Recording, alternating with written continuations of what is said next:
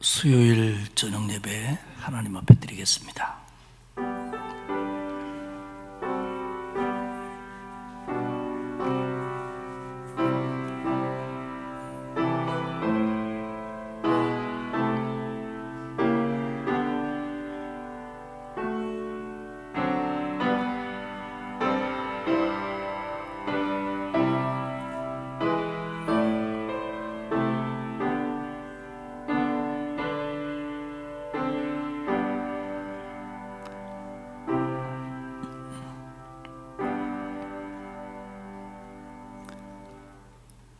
우리에게 수요일 저녁을 허락해 주셔서 이 밤 하나님께 예배케 하시니 고맙습니다.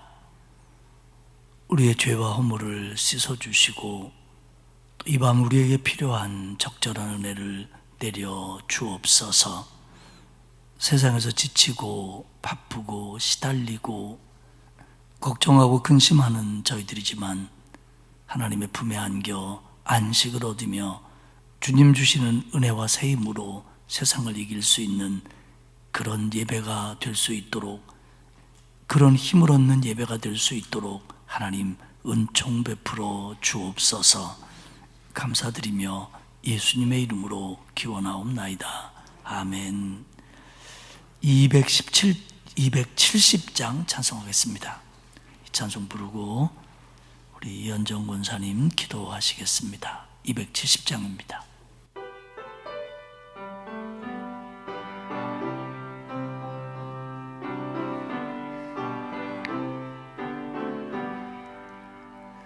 변찮는 주님의 사랑과 거룩한 보혈의 공로를 우리 다 찬양을 합시다. 주님을 만나볼 때까지 예수는 우리를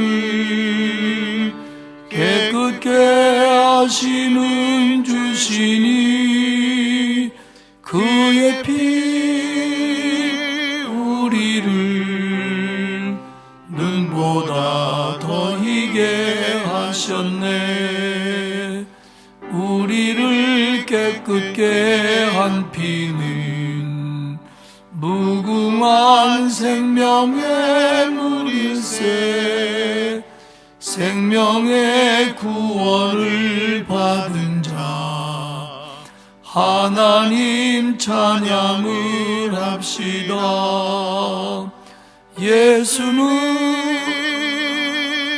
우리를 깨끗게 하시는 주시니 그의 피 우리를 눈보다 더 희게 하셨네. 주님의 거룩한 보혈을 날마다 입으로 간증해 담대히 싸우며 나가세. 전국에 들어갈 때까지 예수는 우리를 깨끗게 하시는 주시니 그의 피 우리를 눈보다 더 희게 하셨네. 십자가 단단히 붙잡고 날마다 이기며 나가세. 머리에 면류관 쓰고서 주 앞에 찬양할 때까지 예수는 우리를 깨끗게 하시는 주시니 그의 피 우리를 눈보다 더 희게 하셨네. 기도드리겠습니다. 할렐루야. 사랑이 많으신 하나님 아버지, 이 아름다운 계절을 허락하시고 이 시간 수요 예배로 한 자리에 모여 신령과 진정으로 예배드리게 하시니 감사드립니다. 아멘. 이 자리에 모인 성도들을 기억하시어 찬양할 때 마음의 문이, 말씀을 들을 때 은혜의 문이, 기도할 때 하늘의 축복의 문이 열리는 귀한 은혜의 시간이 되게 하여 주시옵소서. 아멘. 주님, 저희들은 주님의 놀라운 은혜를 입었지만 순간순간 주님을 부인하며 십자가에 못 박히신 주님의 마음을 아프게 해드린 적이 많았습니다. 이런 저희를 십자가의 보혈로 씻어주시어 새 사람으로 변화시켜 주시옵소서. 생명의 주님, 주님이 당하신 그 아픔을 기억하며 그 고난에 동참하는 마음으로 사순절을 보내는 이 시간 속에 부활의 주님을 소망하며 바라볼 때 우리의 자아가 깨어지게 하시고 오직 우리 예수님의 온유하며 사랑이 넘치는 심령으로 거듭나게 하여 주시옵소서. 아멘. 하나님의 은혜로 예수님을 알지 못하는 자들에게 복음의 기쁜 소식을 전하여 주님의 나라가 더욱 확장되게 하는 일에 앞장서게 하여 주시옵소서. 이 시간 저희 강서교회를 위해 기도드립니다. 저희 강서교회가 사랑과 은혜, 구제, 선교로 하나님의 사랑을 널리 전하는 이 지역의 귀한 하나님의 살아계심을 알리는 교회다운 교회가 되게 하여 주시옵소서. 아멘. 사랑하는 이덕화 목사님, 영육간의 강건함과 성령 충만을 주옵시고 말씀의 능력이 있어 그 말씀에 살아 움직이게 하시고 그 말씀을 들을 때 우리의 심령이 뜨거워 믿음이 배로 자라나는 귀한 성령의 충만한 은혜를 주시옵소서. 아멘. 섬기시는 귀한 부교역자님들 모두에게도 같은 은혜로 허락하여 주시옵소서. 오늘도 귀한 예배를 찬양으로 섬기시는 아름다운 루디아 찬양대의 찬양을 기쁘게 들어주시고 저희들의 삶에서도 찬양의 향기가 넘치게 하여 주시옵소서. 이 시간 말씀을 전하시는 이덕환 담임 목사님에게 성령의 귀한 능력을 부어주실 때 그 말씀이 우리의 심령 속에서 30배, 60배, 100배의 귀한 결실을 맺는 은혜의 시간 되게 하여 주시옵소서. 아멘. 이 시간 감사드리며 우리를 위해 십자가에 달리신 예수 그리스도의 이름으로 기도드립니다. 아멘.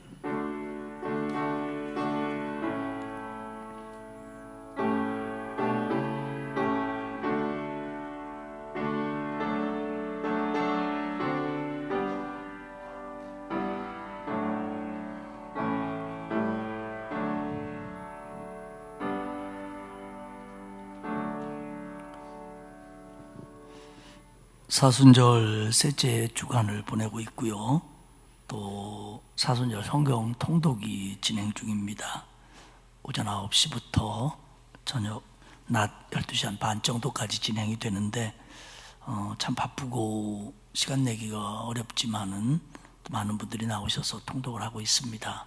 여러분들 아직까지 못 나오신 분들은 내일부터라도 동참하셨으면 좋겠습니다. 많은 분들이 참여해서 말씀을 읽음으로 또 하나님 주신 은혜를 경험하는 그런 시간이 될 수 있기를 바랍니다. 다음 주일 오후 예배는 삼여 권사의 헌신 예배로 드리겠습니다. 하나님의 말씀은 열왕기하 10장입니다. 1절에서 11절까지 교독하겠습니다. 제 성경으로는 578페이지입니다. 열왕기하 10장 1절에서 11절까지 교독을 합니다. 아합의 아들 70명이 사마리아에 있는지라 예후가 편지들을 써서 사마리아에 보내서 이스라엘 귀족들 곧 장로들과 아합의 여러 아들을 교육하는 자들에게 전하니 일러스되 너희 주의 아들들이 너희와 함께 있고 또 병거와 말과 견고한 성과 무기가 너희에게 있으니 이 편지가 너희에게 이르거든 너희 주의 아들들 중에서 가장 어질고 정직한 자를 택하여 그의 아버지의 왕자를 두고 너희 주의 집을 위하여 싸우라 하였더라. 그들이 심히 두려워하여 이르되 두 왕이 그를 당하지 못하였거든 우리가 어찌 당하리요 하고 그 왕궁을 책임지는 자와 그 성읍을 책임지는 자와 장로들과 왕자를 교육하는 자들이 예후에게 말을 전하여 이르되 우리는 당신의 종이라 당신이 말하는 모든 것을 우리가 행하고 어떤 사람이든지 왕으로 세우지 아니하리니 당신이 보기에 좋은 대로 행하라 한지라.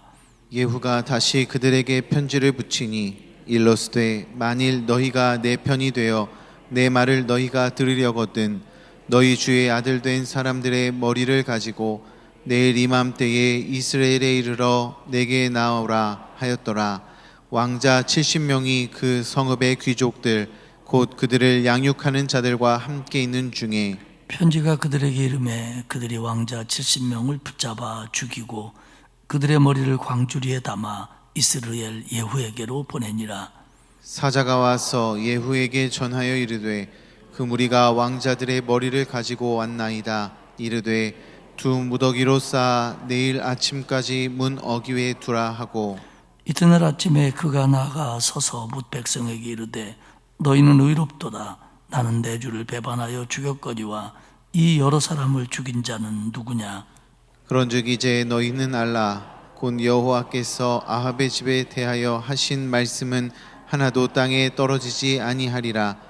여호와께서 그의 종 엘리야를 통하여 하신 말씀을 이제 이루셨도다 하니라. 같이 읽겠습니다. 예후가 아합의 집에 속한 이스라엘에 남아있는 자를 다 죽이고 또 그의 귀족들과 신뢰받는 자들과 제사장들을 죽이되 그에게 속한 자를 하나도 생존자를 남기지 아니하였더라. 아멘. 누대 찬양대가 하나님 앞에 찬양을 드리겠습니다.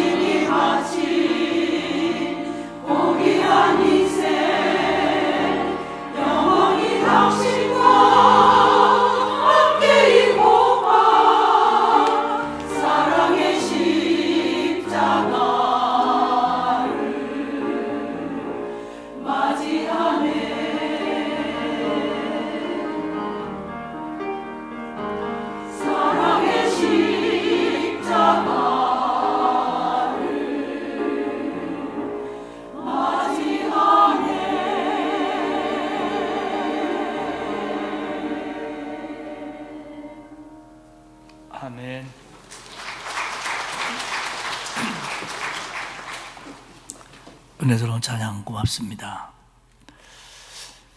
이스라엘 요람 왕의 군대 장관이었던 예후가 엘리사의 지시를 따라 엘리사 제자에 의해서 이스라엘 왕으로서 하나님의 기름 부음을 받습니다.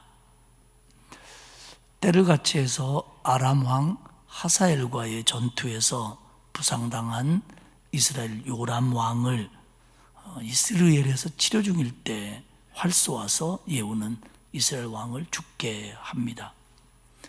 그리고 그 자리에 함께 있었던 유다 왕 아하시아도 부상을 당하게 했고 결국 죽습니다. 예후는 여세를 몰아 아합의 아내인 요람 왕의 어머니인 이세벨도 처형을 합니다.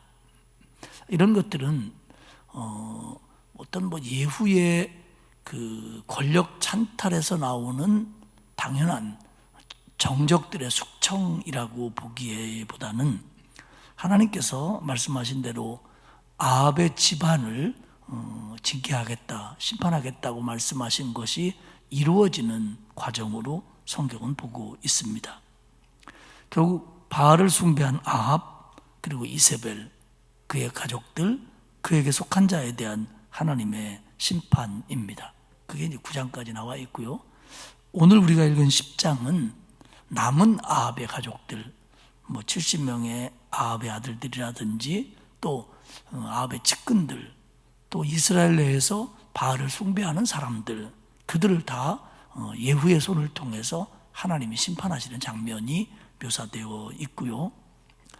이렇게 예후는 사실 북왕국 이스라엘에서 바알 신앙을 뿌리 뽑으려고 했던 그런 종교개혁을 일으켰던 위대한 왕이었지만 그에게도 신앙적으로 잘못된 부분들이 있었다는 것들을 오늘 또 10장에서는 지적을 합니다.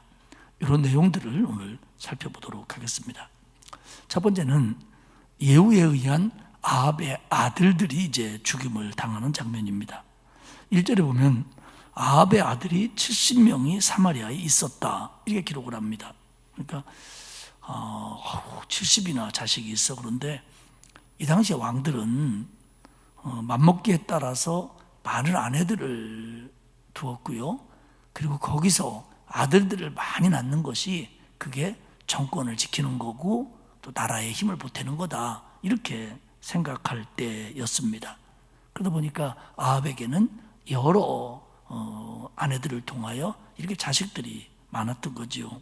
그런데 사마리아 북왕국의 수도에 아합 왕의 자손들이 이렇게 있었고, 지금 예후는 이스르엘이라고 하는 사마리아에서 조금 떨어진 곳에 있습니다. 예후가 사마리아에 있는 그 귀족들과 또 장로들과 아합의 자식들을 교육시키는 그런 사람들에게 편지를 보냅니다. 그러니까 이들은 아합의 결정적인 중요한 역할을 하는 신하들이지요. 그리고 편지 내용이 뭐냐면 3절인데요. 그런 얘기입니다. 너희 주의 아들들 중에서, 너희 왕의 아들들 중에서, 아합을 얘기하는 거죠. 사실은 이때 왕이 됐다 죽은 사람은 아합의 아들이었던 요람이었지만 아합의 자식들이 늦게까지 자식을 두었기 때문에 나이든 자로부터 젊은 사람까지 많이 있었다는 얘기입니다. 너희 아합의 아들 중에서 가장 어질고 정직한 자를 왕으로 세워라. 그리고 그를 대장으로 해서 그의 아버지의 왕좌를 두고 너희 아합의 집을 위해서 너희들 싸워라. 그렇게 편지를 보냅니다. 그러니까 아합의 가문에서 가장 뛰어난 자를 왕으로 세워가지고 나 이스라엘의 왕이라고 자청하는 이 예후와 나를 따르는 사람과 한번 우리 붙어보자, 이렇게 이제 선전포고를 하는 겁니다. 여기에는 예후의 자신감이 숨겨져 있고요. 또한 예후의 전략도 사실은 감춰져 있습니다. 뭐냐면 예후는 자신 있는 거예요. 왜냐하면 하나님이 자기에게 기름 부었고 하나님이 아합을 징계한다는 것이 분명하기 때문에 자기는 이길 거라는 거죠. 그리고 사실 많은 요람과의 전쟁에 나갔던 많은 군사들이, 군대 장관들이 예후를 지금 지지하고 있습니다. 또 하나의 전략으로 볼 수 있는 건 뭐냐면 사마리아에 있는 사람들이 아합의 편을 들 거다, 라고 전제하고 이스라엘에서 군사들을 모르고 사마리아로 들어간다면 분명 싸움이 있어야 되고 크고 작든 간에 희생이 생길 수밖에 없습니다. 그렇기 때문에 예후는 사실은 전면전을 피하기 위해서 사실은 위협을 하는 겁니다. 너네 한번 거기서 왕 될 만한 놈 세워가지고 우리 군사하고 한번 붙으려면 붙어보자, 이런 얘기입니다. 그랬더니 4절에 보니까 그들이 심히 두려워하여 그들끼리 이제 회의를 하는 겁니다. 아니, 세상에 두 왕도, 그러니까 우리의 왕인 요람도 유다 왕인 아하시아도 예후와 예후의 군대를 이기지 못했는데 우리가 어떻게 저 예후의 군대를 이길 수 있냐. 그리고 우리는 이거 못한다. 뭐라고 하냐면 그들이 심히 두려워하여 두 왕이 그를 당하지 못하였거늘 우리가 어떻게 담당하겠냐, 이렇게 결론을 내리고 예후에게 답장하기를 우리는 왕을 세우지 않을 겁니다. 그게 무슨 말입니까? 우리 싸울 생각 없습니다. 우리는 당신을 따르겠습니다. 우리가 어떻게 하면 좋습니까? 말씀해 주십시오. 예후를 두려워하는 거예요. 그리고 예후하고 싸워봤자 자기들에게 돌아올 게 없다는 걸 알기 때문에 우리는 무조건 당신의 뜻을 따르겠습니다. 어떻게 하면 되는 겁니까? 이렇게 답장을 보내요. 그래서 예후가 다시 편지를 보냅니다. 그러면 아합의 아들들의 머리를 내일까지 이스라엘에 있는 나에게로 가져와라. 그러니까 죽여서 머리를 잘라서 죽였다는 증거를 가지고 나한테 와라. 사실 이제 이 부분을 보면 예후가 굉장히 잔인해요. 잔인하고, 물론 그 하나님의 손에 붙들려서 아합을 징계하는 건 맞는데 그렇다고 해서 예후가 모든 것이 옳으냐? 그건 또 아닙니다. 이렇게 생각하시면 돼요. 북왕국 이스라엘이 범죄할 때 하나님께서 이방 나라인 아수르를 쓰실 때, 남왕국 예루살렘을 멸망시킬 때, 우상 숭배하는 바벨론을 들었을 때 그들이 꼭 옳아서가 아니고 그들이 하는 짓이 모두가 다 정당하지는 않았습니다. 그런데 하나님은 때로는 그런 사람들을 써서도 하나님의 백성을 징계하고 깨닫는 도구로 쓰시는 건 맞다 말입니다. 그렇기 때문에 물론 아수르나 바벨론과 예후를 비교할 수는 없지만 예후가 하는 일도 점점 보면 모든 게 다 옳았다, 이렇게 방법까지 다 옳았다, 이렇게 보기에는 좀 무리가 가는 부분이 있다는 것이 사실 성경의 견해입니다. 이제 예후의 말을 안 들을 수도 없고 아합의 아들들을 죽여서 머리를 가져와라 그랬더니 뭐 성을 지키는 자들, 뭐 지키는 자들, 그러니까 주로 이 좀 힘 있는 자들이, 귀족들이, 또 왕자를 가리키는 사람들이 사실은 아합의 집안을 배신하는 거죠. 배신해서 70명의 왕자를 죽여서 그들의 머리를 이스라엘에 있는 예후에게 사실은 가지고 갑니다. 8절에 보면 예후는 그렇게 얘기해요. 그러면 그들의 머리를 두 무더기로 쌓아가지고 내일까지 성문 앞에다 쌓아놔라. 이게 뭐냐면 그 당시에 성문이라고 하는 곳은, 성문 어귀는 사람들이 오고 가는 길이고 시장이 열리는 곳이고 법정이 열리는 곳이고, 말하자면 제일 번화가예요. 제일 번화가. 거기에다가 아합의 아들들의 머리를 쌓아놔라. 이게 뭐냐면 그 당시에 이제 우리도 가끔 그 사극 같은 거에서 그런 거 봅니다. 뭐 어떤 사람을 처벌해서 목을 달아놓는다든지 뭐 그런 거 있잖아요. 이게 이제 뭐냐면 반역에 대한 경고예요. 너네 우리에게 덤비면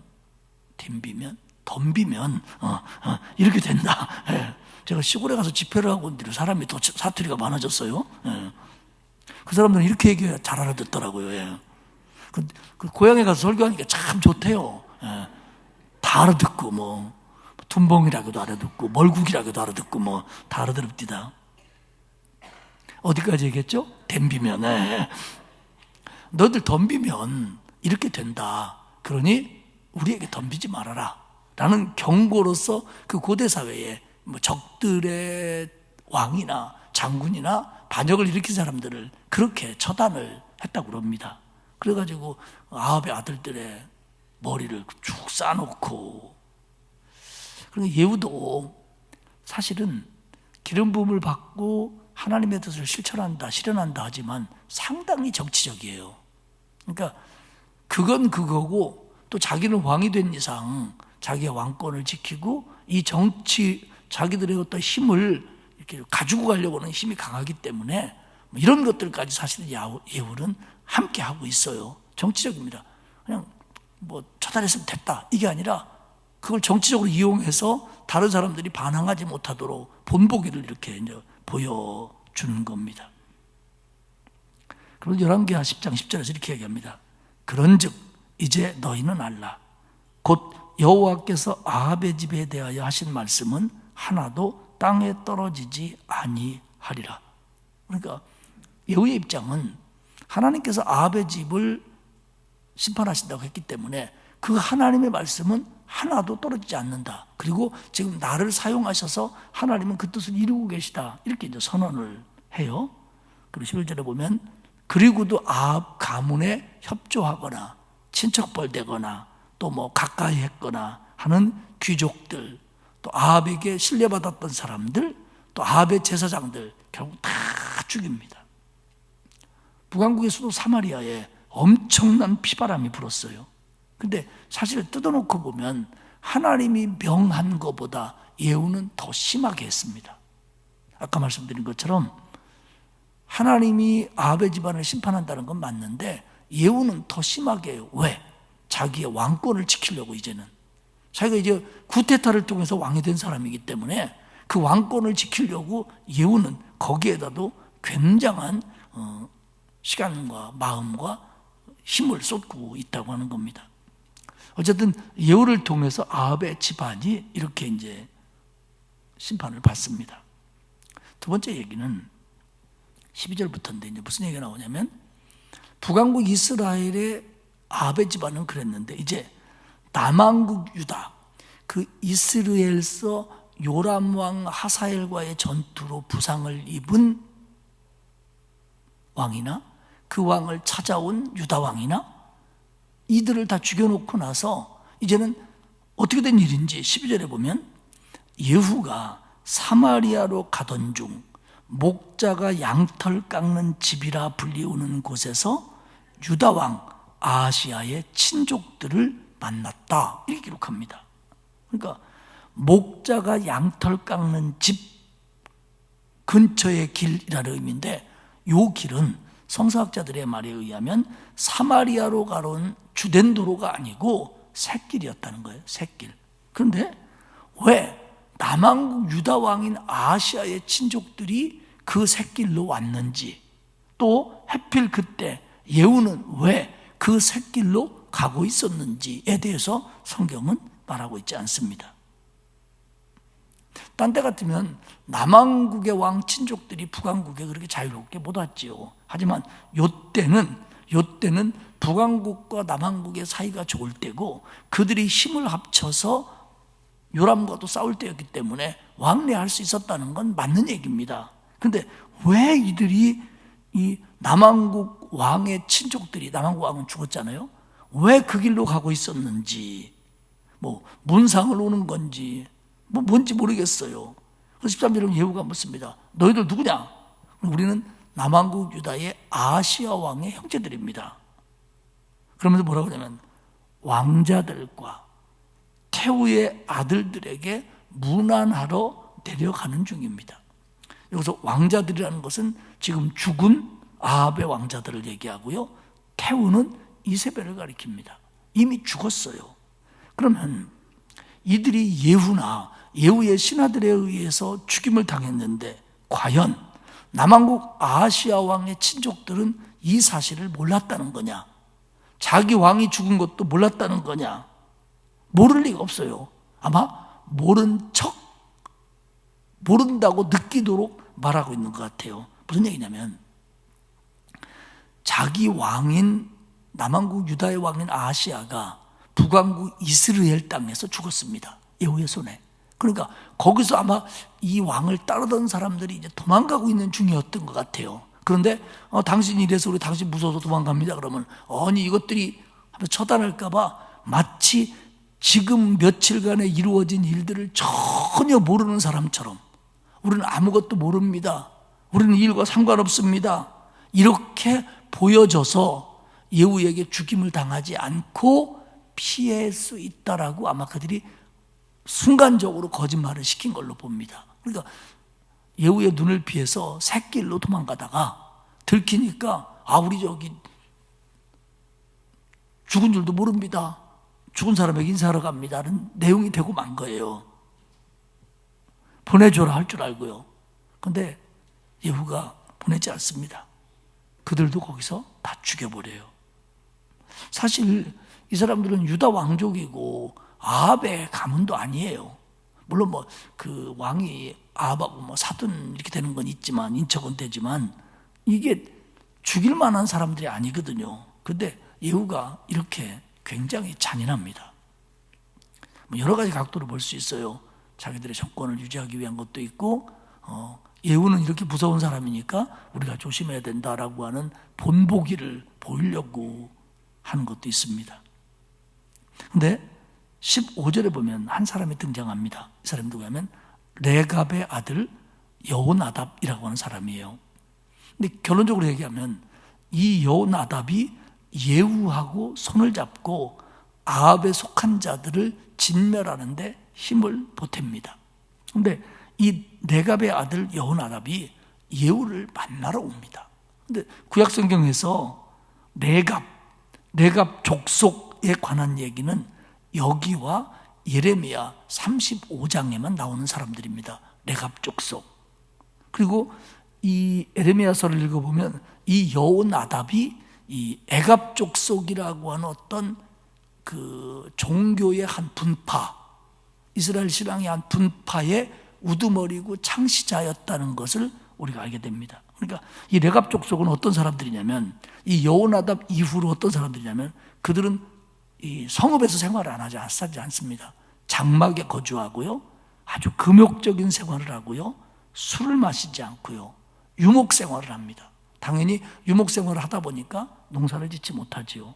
그러니까 장막을 짓고 광야처럼 유목 생활을 하고 금욕 생활을 하고, 왜냐하면 이렇게 하는 것이 하나님이 원하시는, 기뻐하시는 신앙의 모습이다. 그들은 레갑 족속들은 그렇게 생각을 했습니다. 그래가지고 그 전통을 계속 길게 이어가요. 그런데 그런 전통을 만든 여호나답이 예후에게 와서 그 아합의 잔재들, 바알 신앙의 잔재들을 없애는데 힘을 보탠다는 거죠. 그러니까 여호나답은 순수한 거예요.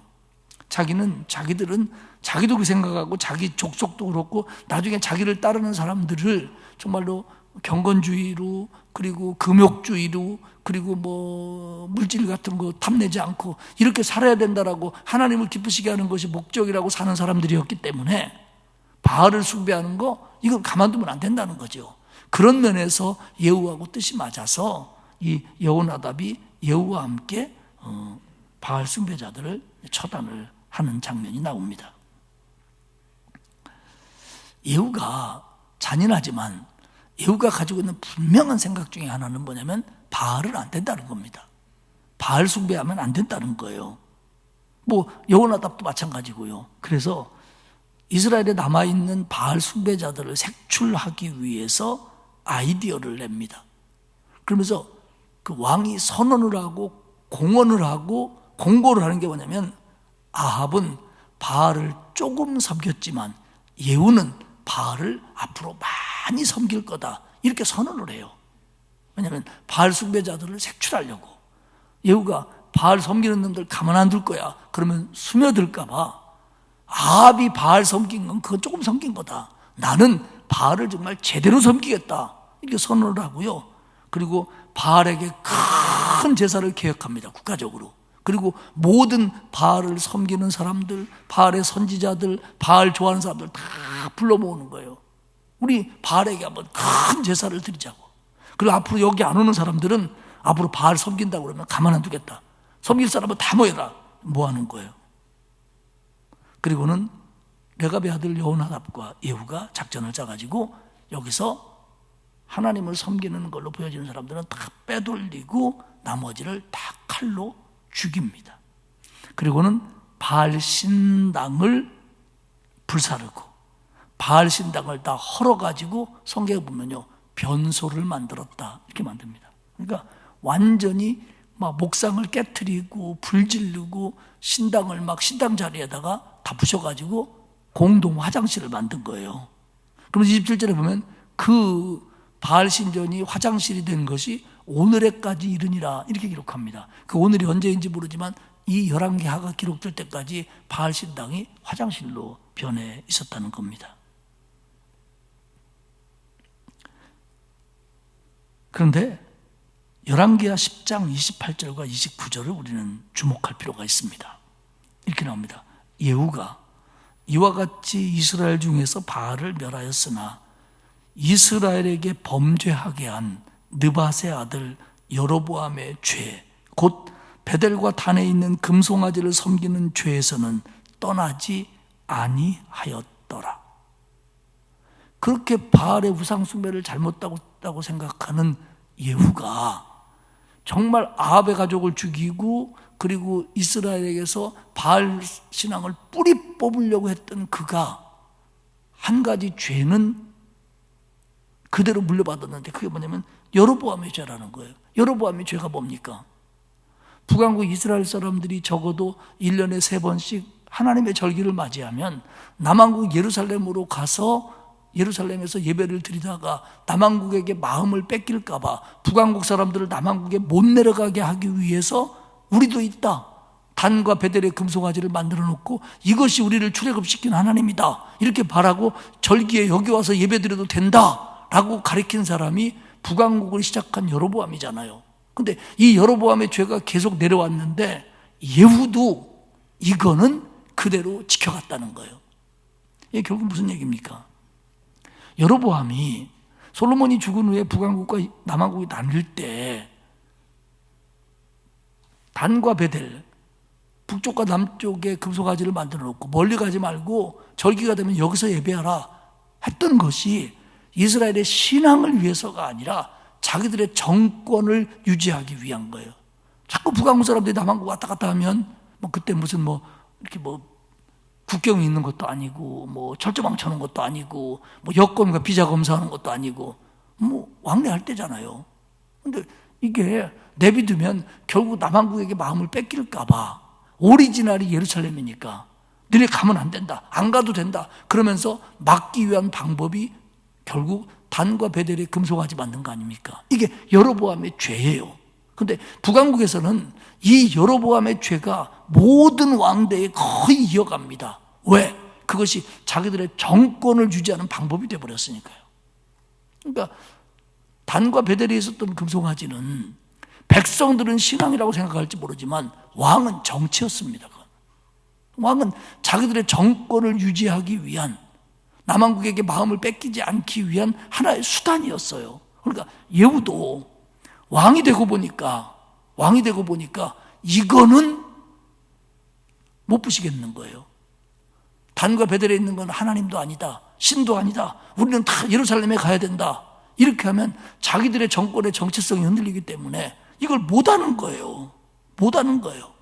31절에 보면 예후가 전심으로 이스라엘의 하나님 여호와의 율법을 지켜 행하지는 않았다. 그러니까 그런 거 숭배하지 말고 예루살렘에 가서 예배드려야 된다는 이 율법을 예후는 지키지 않았다는 겁니다. 결국 예후는 하나님에 의해서 기름 부음을 받았고 그리고 아합의 가문을 처단하고 북왕국에서 바알 신앙을 뿌리 뽑으려고 하는 데까지는 됐는데 결국 그도 사람이라 자기 욕심을 지키기 위해서, 정권을 유지하기 위해서 여로보암의 죄는 금하지 않았다는 겁니다. 그러니까 30절 하반절에 보면 하나님 그렇게 말씀하세요. 예후야, 내 자손이 이스라엘의 왕위를 이어 4대까지 지내리라 이렇게 말씀하세요. 그러니까 아합 가문을 심판하고 바알의 산당을 헐고 바알의 선자를 처벌하고 그런 예후지만 하나님이 그를 더 이상 축복할 수가 없는 거예요. 그래서 4대까지 왕위가 이어질 거다. 아마도 역사의 가정은 없습니다만 예후가 정말 여로보암이 만들어 놓은 단과 베델에 있는 금송아지까지 처리하고 정말 우리 여호와의 신앙으로 돌아가자 했으면 하나님이 남왕국 다윗에게 주었던 내 왕위를 내가 영원히 지켜주겠다라고 하는 약속을 예후가 얻어낼 수도 있었을지 몰라요. 그렇게 했다면. 그런데 예후는 자기의 왕권을 지키기 위해서 하나님이 싫어하는 단과 베델에 있었던 금송아지를 그대로 인정해버립니다. 이 예후의 가문이 주전 841년에서 750년까지 한 100년 가까이 북왕국을 다스려요. 그러니까 북왕국을 다스리는 왕조 가운데 가장 오래 다스린 왕조지만 제한된 약속입니다. 아쉬운 건 예후가 그때 금송아지도 깨트려버렸더라면, 예후의 생각은 그거, 이것까지 깨트리면 내 정권은 어떡하나, 우리 왕조는 어떡하나, 이 걱정했을 거예요.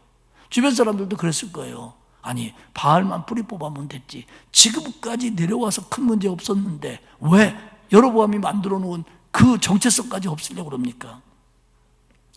여러분 한번 생각해 보십시오. 무언가를 위해서, 무언가를 지키고 무언가를 얻기 위해서 하나님의 명령을 어겼는데, 그 명령을 어김을 통해서 내가 지키고 얻으려고 했던 것을 잃게 된다면, 이것처럼 어리석은 일이 어디 있겠어요? 내가 이것만큼은 지키고 이것만큼은 더 갖고 이것만큼은 유지하기 위해서 하나님의 명령을 어기는 거예요. 이것 때문에. 그런데 어김을 통해서 이걸 잃는다면, 이런 바보가 어디 있냐는 거죠. 그런데 저와 여러분은 이렇게 할 때가 너무 많습니다. 어떤 때는 잘 순종하다가도 정말 내가 하나님 앞에 못 양보하는 거, 그게 물질이든지 뭐 사람이든지 성품이든지 뭐 여러 가지겠죠. 근데 요것만큼은 그렇게 하면 내가 손해볼 것 같으니까, 그렇게 하면 내가 잃을 것 같으니까, 그렇게 하면 이게 좀 흔들릴 것 같으니까, 이것 때문에 하나님의 명령을 알고도 안 지키는 거예요. 근데 그걸 안 지킴으로 인해서 이것이 더 손해본다면, 더 흔들린다면, 더 빼앗긴다면, 오늘 예후가 이런 경우입니다. 지금 자기가 가지고 있는 이 왕권, 군대 장관이었던 자기에게 기름 부어서 왕 되게 한 사람이 누군데요? 하나님인데. 그런데 이 왕권을 지키기 위해서 자기 아들이 또 아들이 또 아들이 이 북왕국이라고 하는 나라를 자기 가문이 대대손손 다스리게 하기 위해서 단과 베델에 있는 금송아지는 그대로 두고 그건 섬겨라 라고 이걸 지키기 위해서 그랬는데, 결국 하나님은 그것 때문에 결국 예후를, 그 왕권을 오래 보장해 주지 않았다는 겁니다. 이게 오늘 열왕기하 10장이 우리에게 말해주고 싶은 핵심이에요. 그리고 나서 이제 아니나 다를까요? 하사엘이 공격을 해옵니다. 33편에 보면 요단 동편 길르앗 온 땅, 곧 갓사람과 르벤 사람과 므낫세 사람의 땅, 아르논 골짜기에 있는 아로엘로부터 길르앗과 바산까지 하였더라. 그러니까 이 아람 왕 하사엘이 공격하는데, 요 갓과 르벤과 므낫세의 땅이 어디입니까? 모세가 광야를 거쳐서 와서 요단 광야에서 처음으로 이스라엘 백성들이 땅을 분배받은 곳, 요단 동편, 오늘로 말하면 요르단 전체입니다. 이 땅이. 그러니까 갓 지파의 땅, 르우벤 지파의 땅, 므낫세 지파 반의 땅, 므낫세 지파의 반들이 가졌던 땅, 그러니까 요단강 건너기 전에 가졌던 요르단 동편에 있는 그 땅들, 거기를 아람이 공격해 와가지고 그 땅을 빼앗아 버렸다는 거예요. 그러니까 결국 예후는 땅도 뺏기고 정권도 끝까지 유지되지 못하는 이런 손해를 보고 말았다는 거예요. 그 아합의 그 힘든 가문을 처단하고 바알 숭배를 뿌리 뽑으려고 한 거 참 잘한 거지요. 하나님이 축복해 줬고 승승장구하게 해줬어요. 그러나 하나님 말씀을 온전히 따르지 않고 금송아지를 그대로 둠으로 말미암아 결국 정치적인 타협을 통해서 그렇게 함으로 말미암아 예후의 왕가는 망하고 만다라고 하는 겁니다. 그래도 예후가 북왕국을 28년간 다스렸다라고 오늘 이야기를 하면서 마무리를 합니다. 사랑하는 여러분, 우리가요 하나님의 사람으로 하나님의 일꾼으로 하나님 앞에 쓰임받을 때 그 쓰임받고 그럴 때 우리 마음도 기쁘고 영적으로도 충만해지고 하나님 축복해 주시고 그래요. 그런데 그럴 때 교만해지면 안 됩니다. 그럴수록 더 겸허해서 하나님 말씀을 따라야 되는데 우리가 그렇게 하다 보면 자꾸 내 기준, 내 자리, 내 거, 내 축복 이런 거에 대해서 조금 더 민감해지는 거예요. 그러면 이것 때문에 하나님의 명령을 어기게 될 때가 많다는 거예요. 그러면 결국 그것 때문에 이걸 놓치는 이런 참 안타까운 결과를 맞이할 수도 있다라고 하는 겁니다. 사랑하는 여러분, 오늘 우리가 예배를 마치고 돌아가면서 하나님, 내가 이런 예후와 같은 어리석음을 저지르지 않도록 내게 지혜를 주십시오.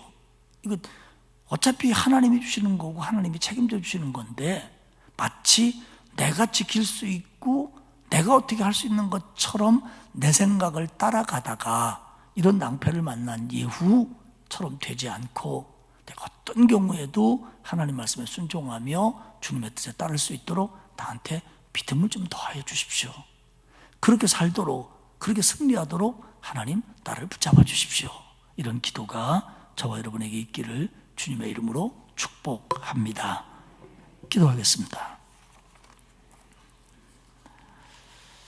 하나님 고맙습니다. 이 밤도 우리를 하나님 앞으로 불러주시어서 예배하게 하시고 찬송하게 하시고 말씀을 마음에 새기게 하시니 고맙습니다. 아합의 집을 심판하시겠다고 하는 하나님의 말씀이 하나도 땅에 떨어지지 아니하고 바알 신앙을 끌어오고 이스라엘의 온 백성을 바알 신앙으로 물들여갔던 그들이 얼마나 처참한 최후를 맞이했는가를 보게 하셨음을 압니다. 그러나 예후가 하나님 앞에 쓰임을 받으면서도 결국 자기 것을 지키기 위해서 욕심을 부리며 하나님의 명령을 어겼던 것, 그 결과가 어떻게 찾아왔는지도 저희들이 보았습니다. 하나님, 우리에게 지혜로움을 주사 만물의 근원이 모든 것의 원천이 하나님에게 있음을 깨닫게 하시고 주님 주셔야 내 것이며 주님이 지켜주셔야 내 것임을 깨달아 귀하면 귀할수록 얻으면 얻을수록 바라면 바랄수록 하나님 앞에 더 순종하는 우리가 될 수 있도록 도와 주옵소서. 그렇지 못했던 저희들을 용서하시고 그렇게 살 수 있도록 믿음 더하여 주옵소서. 감사드리며 예수님의 이름으로 기도합니다. 아멘. 287장 찬송하겠습니다.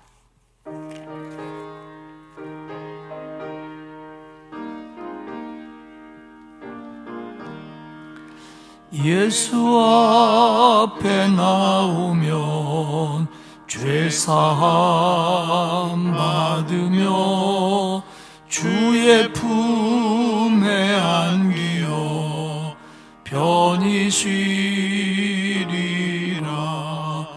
우리 주만 믿으면 모두 구원 얻으며 영생 목랑 멸류관 확실히 받겠네.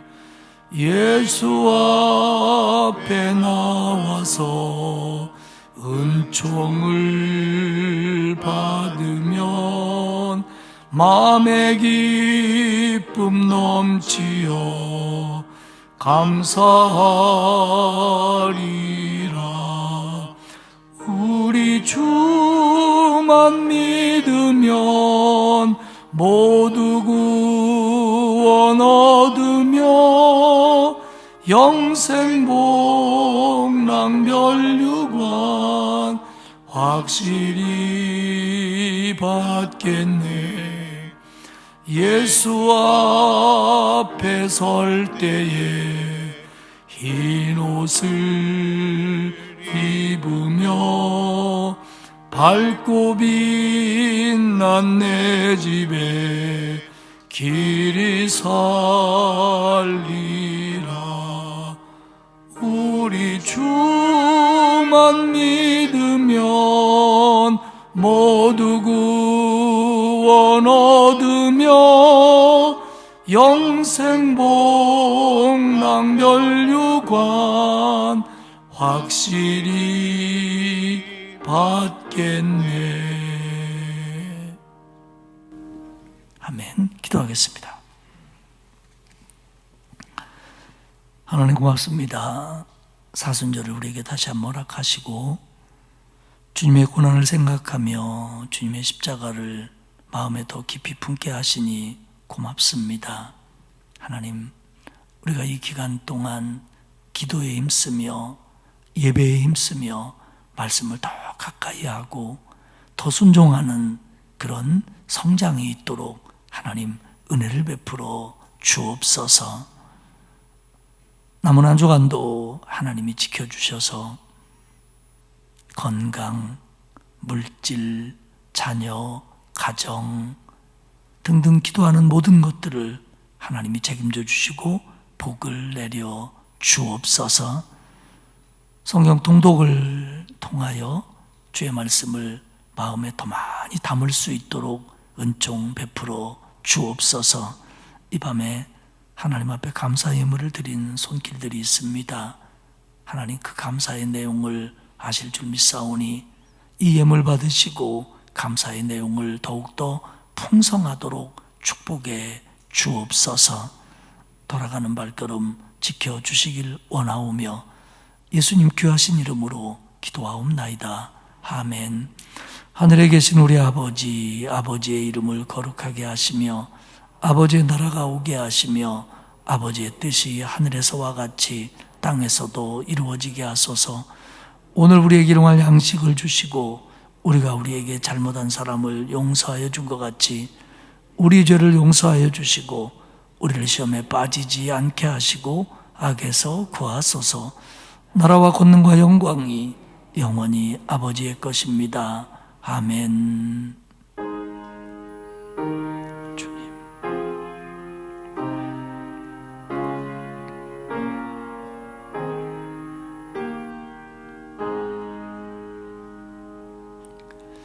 오늘 주신 말씀 마음에 새기면서 한음성으로 기도하시다가 자유롭게 귀가하시도록 하겠습니다. 다 함께 기도합니다.